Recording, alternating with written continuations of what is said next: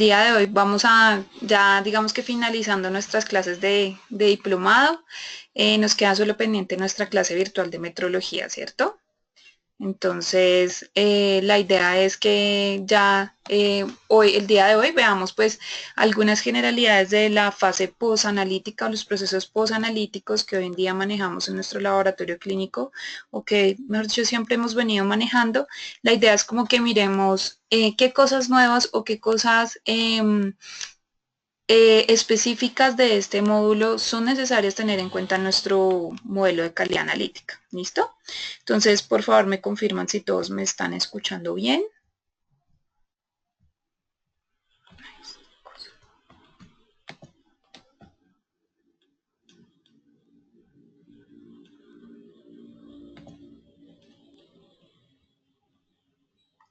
Listo. Bueno, listo.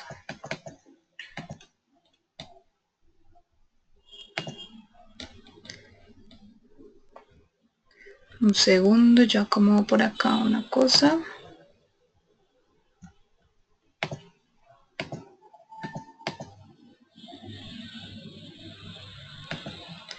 Listo. Entonces, bueno, me dicen que ya todos me escuchan bien. Perfecto. Listo, doctores. Entonces, bueno, me dicen que les fue muy bien el sábado pasado, me alegra mucho. Igual el otro sábado pues van a tener la oportunidad de aclarar las dudas adicionales que tengan. Bueno, entonces, digamos que ya para comenzar con nuestra charla, un segundo que esto no me cambia, un momento. Ya.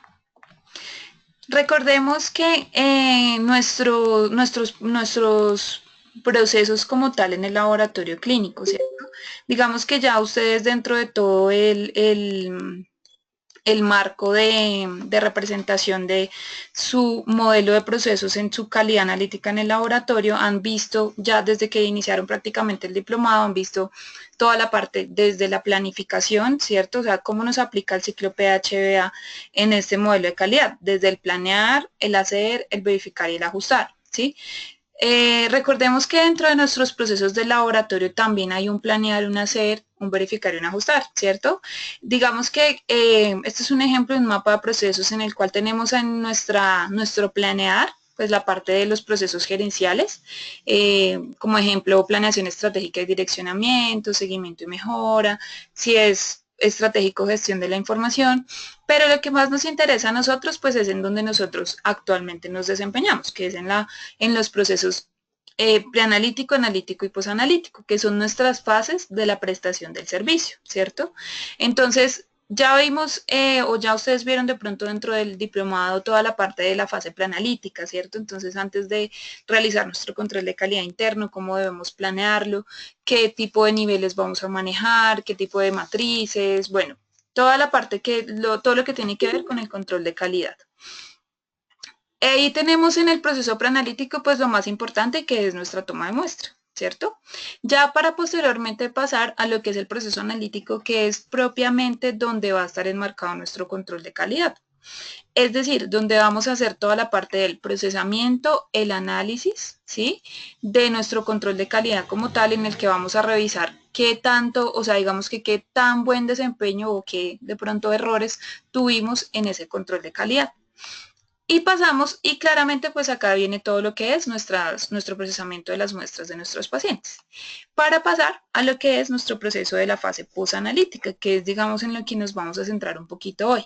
Este proceso en posanalítico, como ustedes saben, pues es parte desde que yo libero ese dato, o sea, desde que yo tengo el dato del analito como tal, hasta que ya, pues digamos que se lo entrego a mi paciente, ¿cierto? O el médico lo recibe para su respectivo análisis. Digamos que más adelante vamos a ver cómo los diferentes procesos ya más enmarcados en lo que es el proceso de posanalítica, ¿listo? Y pues ya sabemos que tenemos también unos procesos de apoyo como compras, gestión del ambiente, gestión de la tecnología y demás. Y que lo que queremos nosotros pues desde a partir de la fase posanalítica pues es darle la seguridad a mi paciente de que lo que yo le estoy reportando, como hemos dicho y como hemos venido diciendo siempre en el diplomado, no está con errores que puedan llegar a ser clínicamente significativos o con errores que de pronto vayan a interferir erróneamente en su diagnóstico, ¿cierto? Entonces eso es lo que finalmente queremos. ¿Para qué? Pues para lograr lo que es la satisfacción del cliente. ¿Listo? En este caso, de nuestros pacientes. Entonces, hoy nos vamos a centrar en nuestro proceso post-analítico, ¿vale? Bueno, si hay alguna duda, no se preocupen, podemos revisarla. Entonces, es importante recordar que digamos que hoy en día estamos dejando muy de lado lo que son las fases, ¿sí? Fase analítica, fase posanalítica, fase preanalítica. ¿Por qué? Porque hoy en día lo que hablamos, como vimos anteriormente, es de procesos. ¿Listo? Entonces la idea pues es que vayamos como migrando hacia ese lenguaje que es los procesos, en este caso procesos posanalíticos. ¿Qué nos dice la ISO 15189? Que son procesos que siguen al análisis, ¿sí? Es decir, que van justo después de la fase analítica, del proceso analítico, y que incluyen una serie de cosas muy importantes que todos las debemos tener en cuenta. Primero, la revisión de los resultados, ¿sí? La retención y el almacenamiento del material clínico entendido como nuestras muestras, ¿sí? Las muestras de nuestros pacientes. También esos procesos posanalíticos incluyen todo lo que es el desecho de la muestra y los residuos como tal. Es decir, muchas veces nos centramos en que el proceso posanalítico es únicamente que liberemos el resultado. Sí, esa es una de nuestras salidas de los procesos posanalíticos. Sin embargo, después de que nosotros realizamos todos los análisis y todo el proceso, tenemos pues una serie de cosas por gestionar, ¿cierto? Entonces ahí vamos con lo que es la retención y el almacenamiento del material clínico, cómo vamos a hacer ese desecho de las muestras y de los residuos que se nos generen del servicio, lo que tenga que ver con la autorización para la entrega, el formato, cómo vamos a preparar todo lo que tiene que ver con el informe del laboratorio, ¿listo? Que ya es como el informe de resultados. Y claramente cómo vamos a retener esos resultados, es decir, si necesitamos archivarlos, si necesitamos guardar copias, si estos se quedan en un software de análisis de datos y demás. ¿Listo? Entonces, como vemos, nuestros procesos posanalíticos no van únicamente hacia la liberación de resultados, sino que tenemos adicional otro tipo de actividades. ¿Listo? ¿Qué es importante tener en cuenta? Un segundo. Que hoy en día, digamos que, como ustedes saben, la competencia en cuanto a competencia técnica del laboratorio va muy enmarcada hacia lo que es claramente la ISO 15189, ¿sí? De pronto ustedes ya nos han ido escuchado nombrar mucho esta norma. ¿Por qué la nombramos tanto? Porque es como la base que nosotros tenemos para mejorar continuamente, ¿sí? Una cosa es los requisitos de habilitación que nosotros estamos cumpliendo y que los vamos a seguir cumpliendo, pues, porque son requisitos legales, ¿cierto? Pero si nosotros queremos mejorar continuamente, por ejemplo, ya con todo lo que hemos visto en el diplomado, sabemos que tenemos bastantes cosas por mejorar. Más allá, es decir, para ir más allá y para garantizar la competencia, debemos garantizar, digamos que la implementación de la ISO 15189. Tenemos claro que la acreditación en Colombia pues es un poco costosa y digamos que a veces para algunos laboratorios no es accesible, sin embargo, no es que busquemos un sello, ¿sí? Si nosotros de pronto queremos ir más a la mejora continua y queremos simplemente revisar la norma y ver qué nos pide esa norma y qué requisitos podemos ir implementando, eso es un paso muy grande que nosotros podemos estar dando para la mejora de nuestros laboratorios. ¿Listo? O sea, la norma se consigue libre en internet, lo único que hay que hacer es revisarla. Bueno, entonces nos interesa pues que ustedes tengan claro que es importante y qué nos pide la norma con respecto a esos procesos posanalíticos. ¿Listo? Entonces, lo primero y lo que les dije ahorita, una de las fases en las que se enmarca este proceso posanalítico es en la revisión de los resultados, ¿cierto? ¿Qué es importante que ustedes tengan en cuenta? Que esa revisión de resultados siempre se debe hacer, uno, antes de comunicarlos, ¿cierto? Antes de comunicarlos ya sea al médico o al paciente directamente o antes de generar el informe como tal. Adicional, es importante revisar esos resultados con respecto a los resultados de nuestro control de calidad interno. Y ahí, de acuerdo a lo que hemos aprendido, no solo sería de acuerdo a los del interno, sino a los del externo, ¿cierto? ¿Para qué? Pues para confirmar que realmente podemos liberar ese resultado con tranquilidad. ¿Listo? Me dicen si de pronto hay algún problema en el audio, ¿vale? Bueno. Adicional, no solo revisar los resultados contra el control de calidad interno, también es importante revisarlos teniendo en cuenta la información clínica de nuestro paciente, que muchas veces nosotros cuando hacemos esa liberación de resultados es casi que lo primero que tenemos en cuenta, ¿cierto? Tener la información clínica del paciente muy en cuenta, adicional, los resultados que se hayan tenido previamente. Entonces, nosotros como bacteriólogos sabemos que esto lo hacemos, ¿cierto? ¿Qué pasa? Pues que eso debe estar escrito, ¿sí? Debe estar documentado, se debe establecer cuáles son esos criterios que ustedes van a emplear para liberar esos resultados y para revisarlos, ¿listo? ¿Qué pasa? Que puede que nosotros de pronto nuestro laboratorio es grande o tenemos un software o un sistema o un LIMS que nos permite liberar esos resultados automáticamente. No hay problema, ¿sí? Muchas veces esos software lo que hacen es liberarnos automáticamente los resultados. ¿Qué pasa? Pues que esos software deben estar documentados, ¿cierto? Entonces, aquí lo que nos piden es que nosotros tengamos establecidos, aprobados y documentados esos criterios que va a tener el software para, digamos que para liberar o revisar esos resultados, ¿sí? Así como están acá estos 4 escritos, esos también los debe tener el software parametrizado y pues son los que debemos nosotros tener en cuenta para la liberación. Me dice la doctora Mabel que no tiene audio. ¿Alguien sí me escucha? Ah, ya, listo.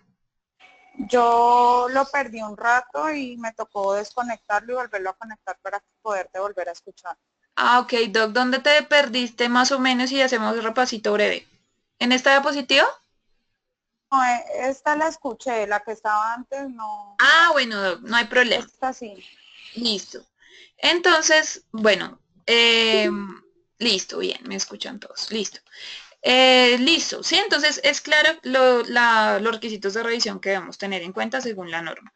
¿Qué es importante, Doc, en lo que me refería yo con esta diapositiva? Es que los procesos posanalíticos no solamente son la liberación del resultado, como muchas veces solemos pensar, ¿cierto? Entonces, la idea es que nosotros tengamos en cuenta que nuestros procesos posanalíticos van desde la revisión de mis resultados, como ya lo dijimos en la siguiente diapositiva, y adicional nos hablan de la retención y el almacenamiento del material clínico, es decir, cómo vamos nosotros a manejar toda la parte del almacenamiento de las muestras, cuánto tiempo las vamos a almacenar, posteriormente cómo las vamos a hacer el proceso de desecho y cómo vamos a hacer el manejo de residuos y adicional todo lo que tiene que ver con el informe, el formato, quién está autorizado para entregar los informes, para prepararlos, para liberarlos. ¿Listo?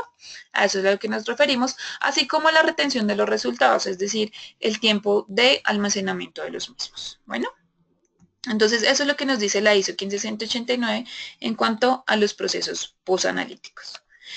Ya entonces aclaramos cómo se debe hacer la revisión de los resultados.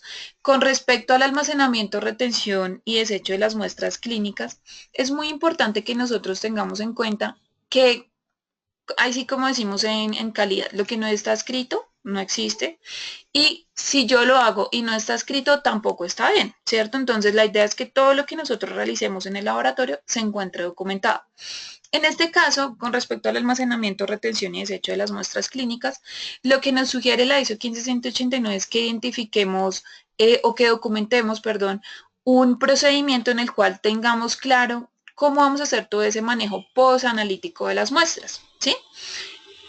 Teniendo claro pues que la identificación de las muestras pues parte desde la fase preanalítica. Sin embargo, ahí va toda la parte de la retención, en nuestra fase posanalítica iría toda la parte de la retención, cómo vamos a hacer la organización o indexación de esas muestras, cómo vamos a garantizar ese acceso a las muestras dentro de nuestro laboratorio y cómo vamos a hacer toda la parte del almacenamiento, el mantenimiento y el desecho de esas muestras. ¿Listo? Ahí siempre nos referimos pues a las muestras de nuestros pacientes, a las muestras biológicas que son las que nosotros estamos analizando actualmente. ¿Listo?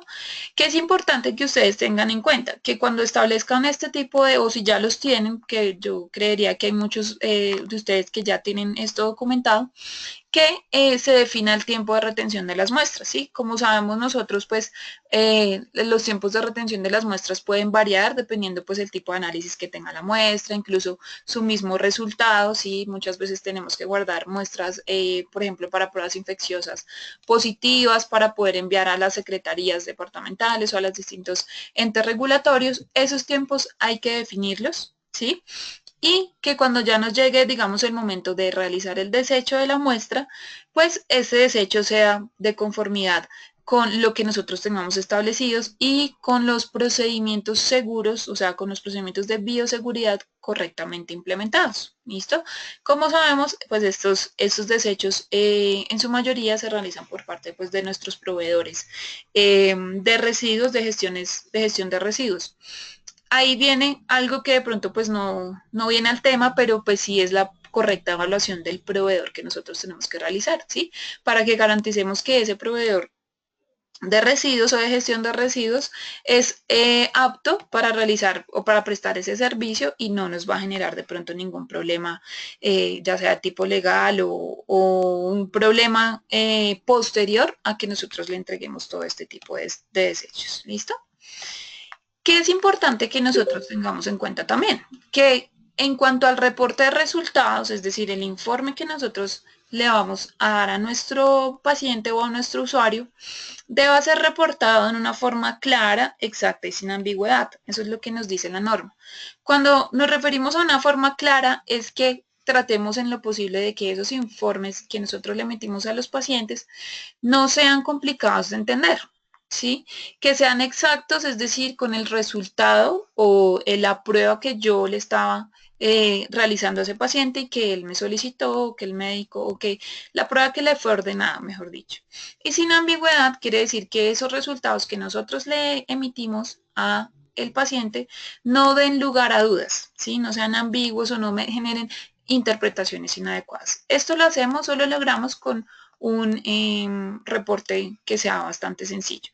Si ustedes quieren en este mismo numeral, en el 5.8, la ISO 15189 da unas pautas, o sea, como una lista de chequeo que ustedes pueden tener en cuenta para realizar su informe de laboratorio. Entonces, les dice, el informe de laboratorio debe tener los siguientes parámetros. Y eso puede ser, digamos que un insumo para la mejora de esos reportes.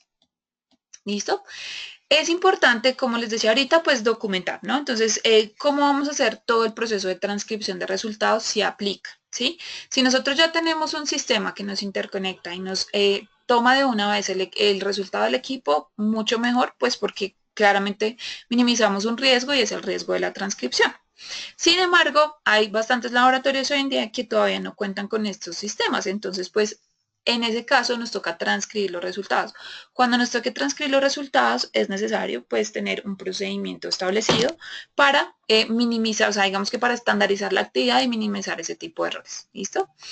Y muy importante que nosotros revisemos que si en dado caso que se nos presente algún retraso en el análisis del paciente, este sea reportado al solicitante. ¿Sí? Entonces, si digamos mi paciente, no sé, era un paciente particular, por ejemplo, y me solicitó el examen, pero por X o Y motivo hubo algún daño en el equipo o alguna parada o demás, la norma, la ISO 1589 nos dice que nosotros deberíamos reportar esto al solicitante. Yo los entiendo y sé que muchos, por ejemplo, trabajan en un modelo hospitalario, en un modelo de alto volumen de pacientes, en lo cual esto puede hacer de pronto como un paso adicional dentro de su trabajo. Sin embargo, pues eso ya hay que revisarlo, ¿no? Con respecto al modelo de atención que ustedes manejen. Es mucho más fácil cuando manejamos solo consulta externa, mucho más complicado cuando manejamos hospitalizaciones. Sin embargo, eso ya va de acuerdo a como el laboratorio, digamos, que se programe y vaya a manejar toda esa parte de esas notificaciones. ¿Listo? Entonces, pues esto lo dicen, es más como para lograr que el paciente o que el usuario no, pues digamos que no pierda, digamos, tiempo en ir al laboratorio a reclamar un examen, entonces que le digamos que ya, que no, que aún no está, o que digamos que se retrasen decisiones o incluso acciones, como ustedes saben, muchos pacientes se toman los exámenes para cirugías programadas y demás, entonces pues es muy importante que ese reporte se haga a la persona solicitante. ¿Listo? Esto es lo que nos dice la ISO 15189 de acuerdo a esto. ¿Qué es importante también que ustedes tengan en cuenta? Los reportes de resultados, como les dije ahorita, tienen unas características específicas. Unas son, por ejemplo, las que tiene la norma ISO 15189 que dice, tenga esto, esto y esto. ¿Sí? O sea, son como una lista de chequeo. Sin embargo, hay unos atributos que también es importante que se consideren, ¿sí? Como, por ejemplo, si nosotros recibimos una muestra, de pronto era una muestra que no teníamos el fácil acceso de volverla a tomar, o era, no sé, un bebé, alguna persona en un estado, digamos que delicado, esa calidad de la muestra debería ser informada. ¿Sí? ¿Por qué? Pues porque puede que esos resultados del análisis que nosotros realizamos llegue a estar afectado por esa calidad de la muestra que nosotros recibimos, ¿cierto? Entonces, los comentarios sobre esa calidad de la muestra deberían ser reportados. Adicionalmente, digamos que esto va muy ligado a esos criterios de aceptación y rechazo que nosotros ya tenemos establecidos en el laboratorio, que si aún no lo tenemos, pues sería bueno como iniciar como con esa documentación para que los trabajadores como tal en el laboratorio pues sepan cuáles son esos criterios de aceptación y rechazo de una muestra, ¿sí? Ya sea por cantidad, por tipo de la muestra, por la toma y demás. Muy importante los resultados críticos, ahorita vamos a ver un poquito de ese tema. Como ustedes saben, estos resultados y más quienes trabajan en el modelo hospitalario son bastante importantes a la hora de realizar el reporte. Entonces, como atributo del reporte de resultados, esos resultados críticos deben estar totalmente identificados y claramente pues reportados oportunamente. ¿Listo? Adicional, si nosotros como bacteriólogos tenemos algún comentario interpretativo, es decir, por ejemplo, se requiere nueva muestra para confirmación de resultados, se requiere confirmar con historia clínica, se requiere hacer correlación clínica y demás. Esos comentarios interpretativos es importante que se encuentren dentro del reporte porque es lo que le va a permitir tanto al paciente como al médico hacer como o sea, irse por algún camino con respecto a ese resultado. ¿Listo? Entonces eso es muy importante que ustedes lo revisen. ¿Hasta acá vamos bien o alguien tiene alguna duda? No duden en escribir. ¿Listo? Bueno, entonces, digamos que de la 2, señora. Dime, doctora Olga. ¿Me podrías dar un ejemplo de la 2? Ah, espérame. De la anterior diapositiva, ¿sí? Comentarios sobre la adecuación de la muestra con respecto a criterios de aceptación y rechazo. Esto va muy ligado, bueno, cuando ustedes ya tienen documentados esos criterios de aceptación y rechazo, que son, por ejemplo, la muestra se rechaza cuando, no sé si alguien de pronto maneje los productos no conformes o los trabajos de ensayo no conformes que se llaman acá en esta norma. Entonces, ustedes tienen unos criterios de aceptación y de rechazo, ¿sí? Los criterios de aceptación ya sabemos que es la muestra tomada tal cual, como lo hemos establecido, como lo dice nuestro manual de toma de muestra, nuestro protocolo, que tenga la cantidad de muestra suficiente para que sea equivalente a la cantidad del aditivo, que se toma en el tubo adecuado y demás. Así como nosotros conocemos los 5 correctos, ¿cierto? Bueno. Los criterios de rechazo son más importantes. ¿Por qué? Pues porque tenemos que conocerlos de primera mano para saber si me llega una muestra, ¿qué hago? ¿La acepto o la rechazo? ¿Cierto? Entonces, no, criterios de rechazo, se rechazan muestras que vengan, no sé, menos de la mitad del tubo, muestras que vengan coaguladas, depende pues el tipo de análisis que le vayamos a realizar, ¿sí? Muestras lipémicas, todo este tipo de muestras que no cumplen con las características adecuadas de aceptación serán muestras rechazadas, Doc. Entonces, en ese caso, nosotros debemos dar ese comentario o esa indicación de que la muestra no cumplió con los criterios de aceptación para ser procesada, ¿sí? O Pues si tiene, digamos que varios exámenes o varias muestras tomadas. O si no, pues ya sabemos, ustedes ya dependiendo del modelo de atención que manejen, pues se llamará al paciente, se solicitará nueva muestra o se llamará al servicio, ¿sí? Pero es hacia eso, Doc, hacia que ustedes tengan perfectamente documentados esos criterios, ¿vale? Listo, bien. Bueno. Entonces, ya cuando hablamos de lo que es la liberación de resultados, va muy ligado también a esta parte del informe de resultados. Y lo que nos dice la norma, la 15189, que es lo que estamos tratando de revisar el día de hoy, es que debemos tener procedimientos documentados, ¿sí? ¿Para qué? Pues para que aseguremos que sí estamos realmente indicando la calidad de la muestra primaria. Es decir, si mi muestra primaria fue inadecuada o adecuada, ¿cierto? Adicional, que esos resultados en intervalos de alerta o críticos, que era lo que les hablaba un poquito, sean avisados inmediatamente a un médico, ¿sí? Y como ustedes saben, lo más importante de estos resultados de alerta o crítico, es que lo que nosotros hagamos debe estar escrito obligatoriamente, porque ustedes saben que hay quien está en riesgo, el paciente, ¿cierto? Entonces, mínimo que debe tener la fecha, la hora, el personal con el que se comunicó, si no se comunicó con la persona necesaria, bueno, en cuánto tiempo lo vuelvo a llamar y al cuánto tiempo lo volví a llamar y le dio el resultado, ¿cierto? Todo eso, ustedes deben tenerlo perfectamente documentado para que sea una actividad estandarizada y que todos los bacteriólogos de todas las secciones y de todos los turnos lo realicen de esta manera. ¿Listo? Asegurar también con esos procedimientos que los resultados son legibles, sin errores y son reportados a las personas autorizadas. Ya sabemos que esto de legibles, los que tienen los software no tienen ningún problema. Ya, quienes van a hacer transcripción, pues si yo tengo un formato, digamos, diario de análisis de muestras, pues ese resultado que esté en ese formato, ahí sí como llamamos como datos crudos, ese dato crudo, el dato primario que me dio, mejor dicho, debe ser legible. Y eso ya lo sabemos que nosotros en el área de la salud, la claridad en toda la información que registramos es bastante cuidadosa y bastante importante. ¿Listo? Y que sean liberados a personas autorizadas. Claro, pues porque no podemos, digamos que, divulgar los resultados de nuestros pacientes porque ya sabemos que eso hace parte de la confidencialidad y de la propiedad del cliente como tal. ¿Listo? Esto va muy ligado a que el reporte final siempre se remita al solicitante, ¿cierto? Cuando los resultados se transmiten en forma de un reporte provisional. Digamos que hay veces por solicitudes prioritarias nos piden reportes parciales. Entonces, pues, que quien nos pidan reportes parciales sean las personas autorizadas para solicitarlos y nosotros posteriormente liberárselos a ellos. ¿Listo?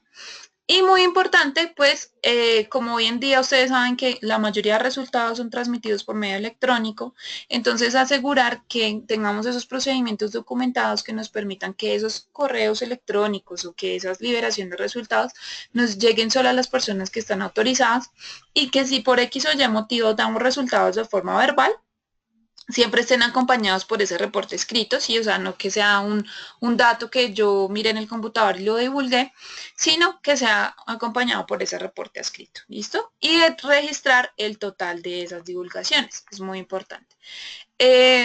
Hoy en día tenemos pues mucho la facilidad de que, por ejemplo, cuando estamos en modelo hospitalario, ya el hospital tiene su software y los resultados son visualizados inmediatamente por los médicos, ¿sí? Entonces, pues digamos que estos aspectos están un poco más controlados. Sin embargo, el hecho de que estén más controlados no quiere decir que no los tengamos que documentar ni que todo el mundo los haga de la misma manera, ¿sí? A eso es a lo que nos referimos, a la importancia pues de documentar toda esta parte de la liberación de los resultados. Bueno, entonces, digamos que como hablamos de esta parte de los software y de nuestra actualización tecnológica, es muy importante que esos reportes o esos informes que nos generan los software de manera automatizada se tengan adecuadamente documentados, que toda la parte de los criterios para selección y reporte, ¿cierto? Entonces, que estén definidos, que estén aprobados y que estén entendidos. ¿A qué voy con esto? A que suele suceder que muchas veces si tenemos LIMS o un software que nos libere resultados automáticamente, nosotros como bacteriólogos en ocasiones desconocemos ese software, qué parámetros tiene configurados para liberar esos resultados, ¿sí? Ustedes saben que cuando se realizan software, pues toda la parte de programación es con una base, ¿sí? Nuestra base, pues es la base científica de que se debe tener en cuenta para liberar esos resultados. Entonces, ¿qué pasa muchas veces? Que nosotros como bacteriólogos no sabemos o no tenemos clara cuál es esa base o esos criterios para seleccionar y reportar, ¿cierto? Entonces, ahí es cuando patinamos un poquito. Entonces, si ustedes, alguno tiene software que libera los resultados automáticamente, es necesario que revisemos y miremos cuáles son esos criterios que ellos tienen, ¿sí? Entonces eso pues se manejará por sus respectivos algoritmos o qué valores de referencia le metieron a ese software para que diga que a partir de acá es un valor crítico, que a partir de acá es un valor, digamos que excedió el parámetro normal, o sea, todo eso nosotros lo debemos tener claro, ¿listo? Adicional, pues esos criterios que tienen que estar validados. ¿Validados para qué? Para verificar que realmente están funcionando para lo que los desarrollamos, ¿sí? Así como ustedes veían que día el sábado en la clase de validación de métodos, que ustedes tienen que validar un método para verificar que dentro de su laboratorio funciona adecuadamente y es adecuado para el uso previsto. Asimismo, nosotros no, quienes desarrollan la software tienen que estar o están obligados pues a validar que esos criterios que tiene documentado el software pues sirven y están adecuados para su uso previsto. ¿Listo? Adicional, digamos que como cuando manejamos esa parte de todos los datos automatizados, cómo se va a manejar toda la parte de la interferencia de las muestras, ¿cierto? O sea, si hubo hemólisis, si la muestra estaba lipémica, si estaba coagulada, demás.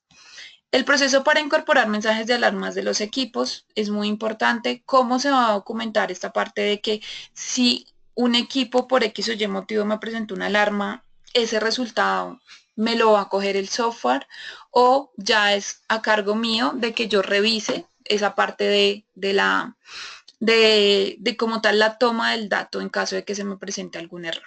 Asegurar que se identifica la fecha y hora de la liberación, es decir, cuando ya logramos sacar ese resultado para que fuera informado. ¿Listo?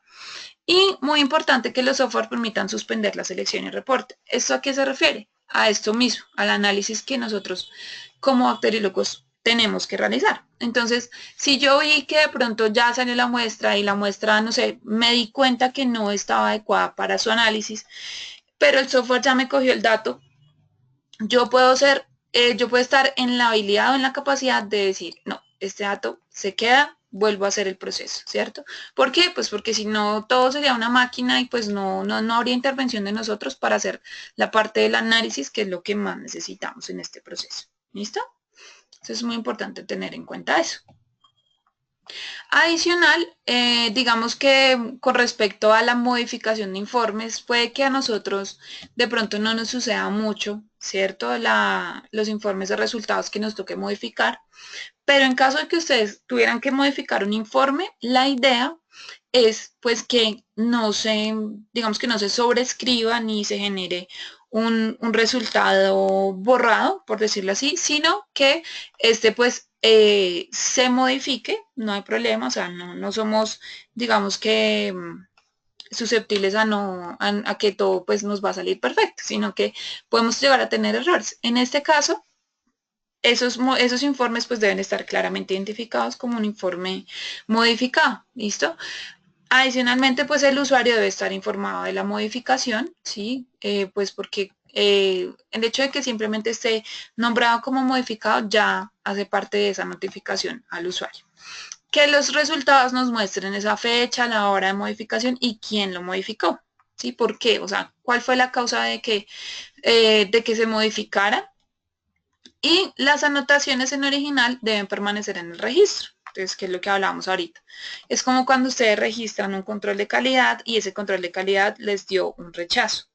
Cuando nos da un rechazo, ¿qué hacemos?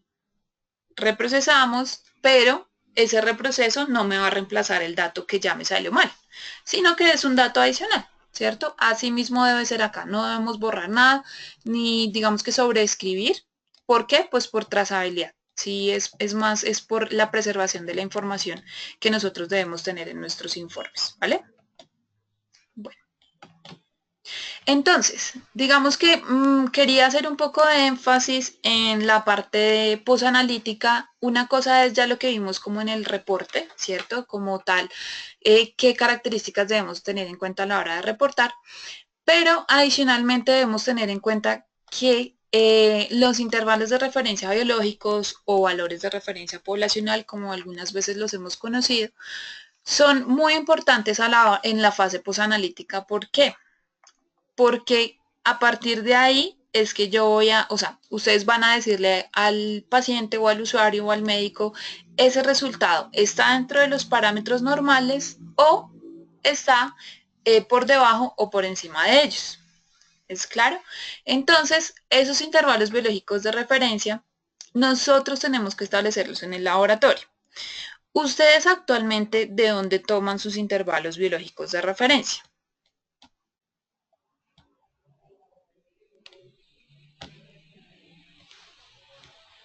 ¿De dónde tomamos nuestros intervalos?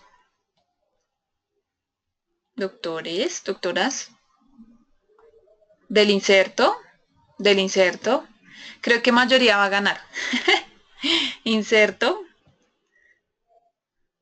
Muy bien. Del inserto. No está mal. Pero, media poblacional, el doctor Benjamín. Muy bien. Una media poblacional. Entonces, ¿qué pasa, doctores? Bueno, primero, el valor de referencia, ¿qué es? ¿Cierto? Entonces, es un valor, espérenme, yo le pongo aquí el cosito. Ya. ¿Ustedes ven un punto rojo? Porque es que yo de pronto estoy jugando con este punto rojo y nadie lo vea. En coagulación media poblacional. ¿Listo, Doc? Sí ven el punto rojo. Muy bien. Sí, Doc. Muy bien. Entonces, recordémonos que ya no ves el punto, Doc. Bueno, no importa. Debe ser cuestión de conexión. Los valores de referencia poblacional o los valores de referencia biológicos, actualmente, ¿cómo los llamamos? Intervalo de referencia biológico.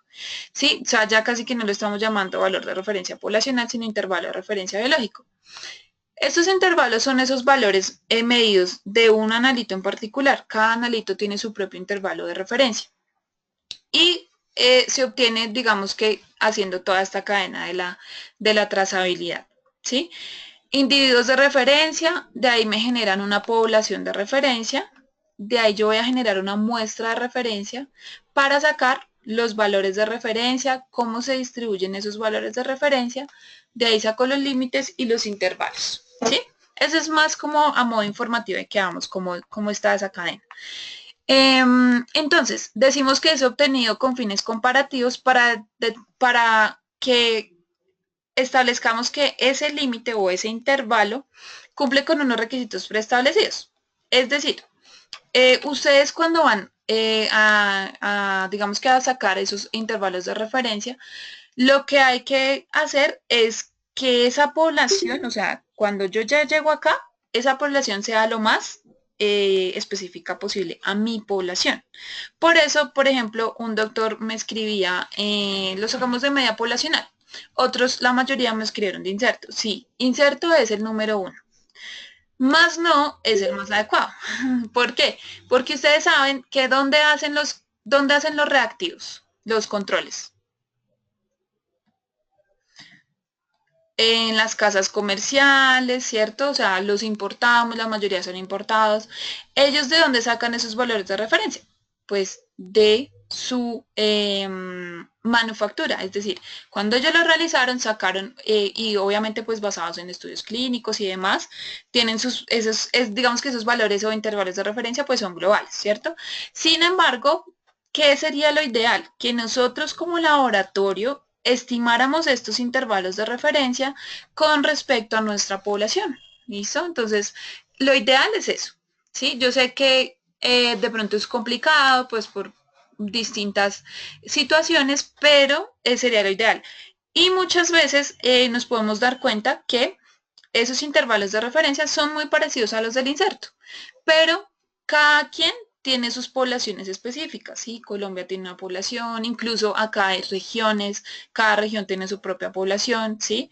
Entonces, la idea o lo que digamos que se sugiere hoy en día es que nosotros realicemos nuestra eh, eh, estimación de los intervalos de referencia. Para eso hay una guía, que es la guía del CLSI, es la guía del CLSI C28A3. Por acá creo que hice una raya muy mal. C28A3, ¿sí?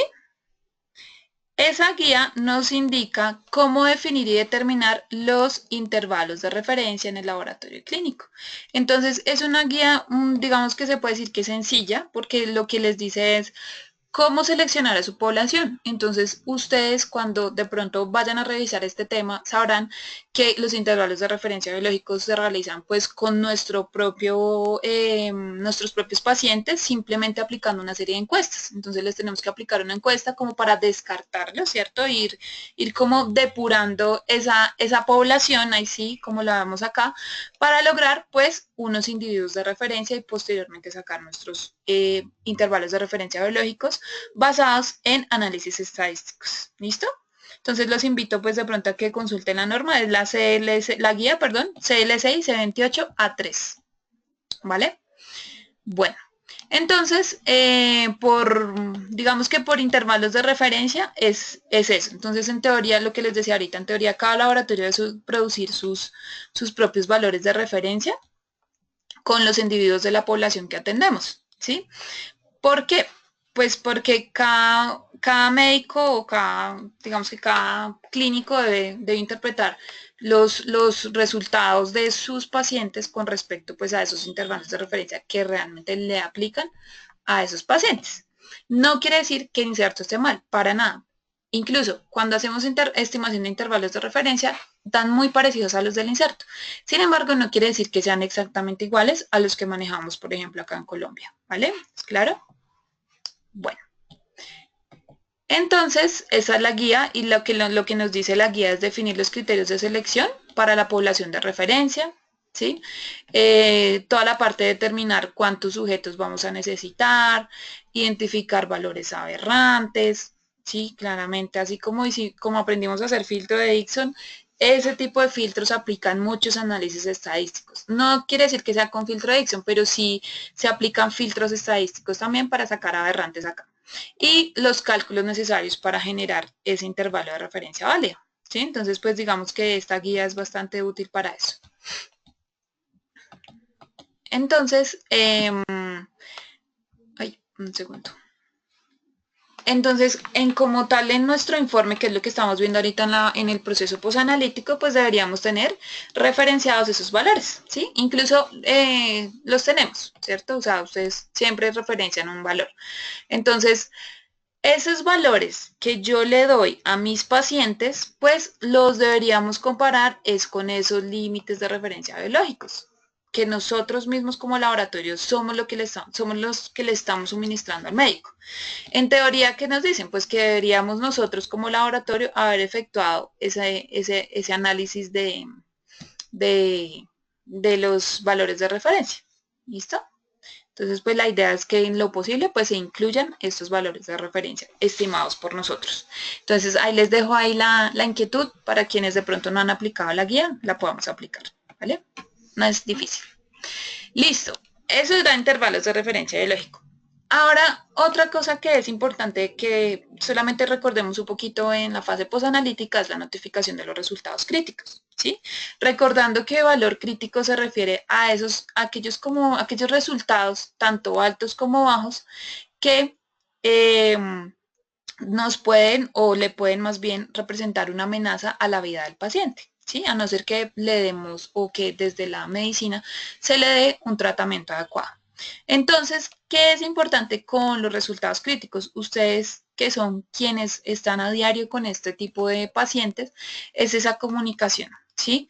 Entonces, verificar que la comunicación sea adecuada para que el proceso de diagnóstico, digamos, con el paciente o el tratamiento, pues sea realizado de una manera oportuna. Adicional, pues que si yo notifico rápidamente esos resultados críticos, pues voy a facilitar cambios en el enfoque terapéutico del paciente, ¿sí? Si ya lo venían tratando con algo, pero se dieron cuenta que por X o Y resultado el paciente está empeorando, ¿esto qué hace? Pues que el tratamiento como tal del paciente cambie el enfoque y se genere como más prioridad a preservar su vida. Entonces, hay una imagen que encontré en una revista de medicina que es muy interesante y nos dice es cómo hacer el PHA de la notificación de resultados críticos. Es algo ya muy específico, pero sería bueno que de pronto lo tuviéramos en cuenta. Recordar que en el planear, por ejemplo, deberíamos tener una política de valores críticos, ¿sí? O sea, ¿qué tenemos nosotros en nuestro laboratorio establecido para nuestros valores críticos? ¿Qué valores críticos son para nosotros, cierto? Esto va muy ligado a nuestros valores de referencia. ¿Cómo va a ser el protocolo de esa notificación? ¿Quiénes van a ser los responsables? ¿Cómo se va a hacer toda la parte de la comunicación? Y el sistema de medición de la efectividad de esa comunicación, ¿cierto? En el hacer, pues ya sabemos que es toda la parte de evaluar y validar que lo que estamos, o sea, lo que planeamos realmente se hizo como debería ser, ¿cierto? Entonces en el hacer vamos a verificar si es necesario capacitar a la gente, decirles cómo fomentarles toda esta parte de la comunicación. Y muy importante, como les decía ahorita en una diapositiva anterior, el registro de los datos de la notificación. Como sabemos, eso es como nuestro soporte de que realmente sí hicimos algo por ese paciente. Y en el verificar, ya sabemos que es evaluar lo que hicimos, si estuvo bien o si estuvo mal. Verificar que se cumplieron las metas, realizar la retroalimentación con el personal que se requiera, establecer planes de acción si es el caso y si de pronto lo que planeamos no nos funcionó, para que en el actuar realicemos pues todas las acciones. ¿Listo? Todas las acciones, ya sea de tipo correctivo que necesitemos para ajustar. Entonces, esta imagen me gustó porque pues es como otro enfoque, ¿cierto? Que se le da la notificación de resultados críticos y miremos que no solamente hacer el registro, sino esto va en una serie de actividades enmarcadas en el ciclo de PHBA. Entonces, pues es muy importante que lo revisemos. Entonces, en ese mismo artículo está toda la parte de la validación de los resultados, que era lo que hemos venido hablando, ¿sí? Entonces, si tenemos un resultado crítico, entonces, ¿qué vamos a hacer? Entonces, no debemos llamar al médico, se comunicó con el médico, sí, listo, se le informa el resultado y se verifica quién recibió la información. Si de pronto no se pudo comunicar con el médico, ¿yo qué debo hacer? Debo diligenciar igual mi formato de notificación de resultados críticos y debo dejar el recado o la razón al médico, ¿cierto? Entonces, si el médico se comunica, pues ya finalizamos como la notificación. Si no, volvemos pues al proceso de comunicación.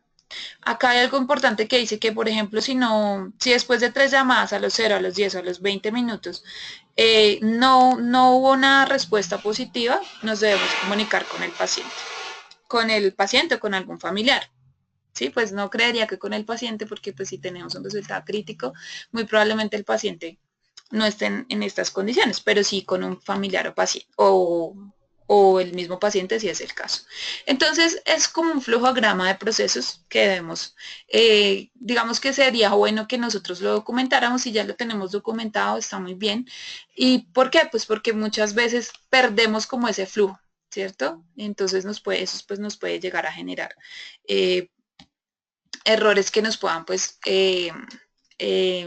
como que afectar toda la parte de la salud del paciente por no reportar un resultado a tiempo, ¿vale? Listo.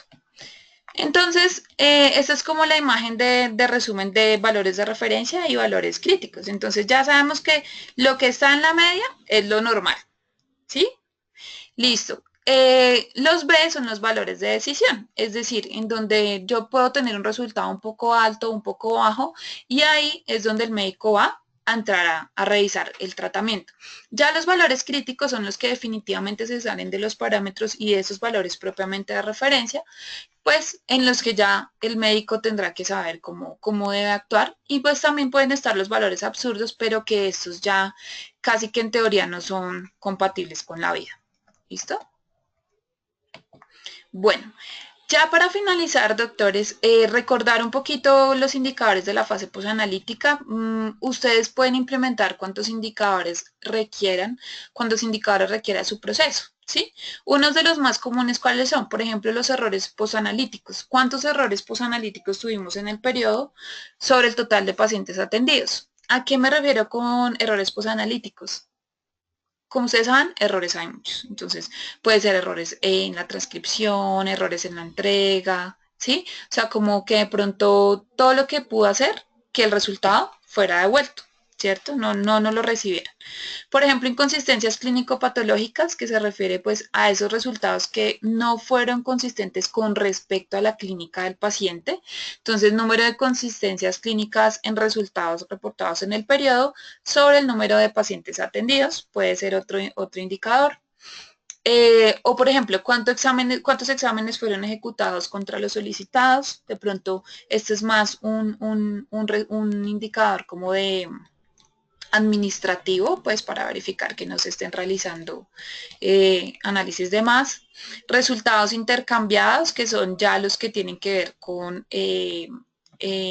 propiamente la afectación al paciente, que de pronto le entregamos un resultado a un paciente pues que no debíamos, lo cual pues es digamos que muy mal visto.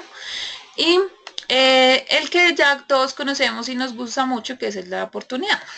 Entonces, ¿cuál es el tiempo promedio del reporte de los resultados prioritarios? Miren que acá está muy enfocado a los resultados prioritarios. ¿Por qué? Pues porque de pronto ustedes ya tienen dentro de su sistema, dentro de su proceso, un tiempo establecido para los informes, pero ¿qué nos interesa a nosotros saber? ¿Cuáles necesitamos notificar con una oportunidad establecida? Los críticos, ¿cierto? O los prioritarios, ¿sí? De pronto, no solamente son los resultados críticos, sino los resultados de pacientes prioritarios, personas, mujeres en estado de embarazo, personas, no sé, de la tercera edad, prontas a cirugía y demás. Sería como una fuente como para filtrar esos informes a los que yo les voy a medir la oportunidad y pues poder lograr esa medición que nos dé pues algo de valor, ¿cierto? Esos son solamente unos ejemplos, doctores. Ustedes pueden implementar cuantos necesiten. Ya para finalizar, quería mostrarles esta imagen, que es la imagen de los procesos como tal del laboratorio. Entonces, ustedes se acuerdan que en el principio yo les dije procesos preanalíticos, analíticos y posanalíticos. Sin embargo, si nos vamos por enfoque ya a procesos como tal, recordemos pues que está el proceso preanalítico, ¿sí? Que va desde que mi paciente está en su cita, ¿cierto?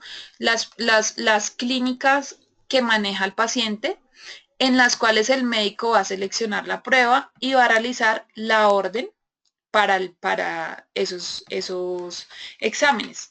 En esa orden también va a dar muy probablemente unas instrucciones preanalíticas al paciente, ¿sí?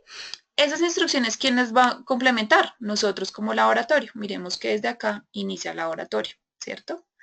Esas instrucciones las vamos a complementar nosotros como laboratorio para que ya se dé lo que es la fase preanalítica, ¿sí?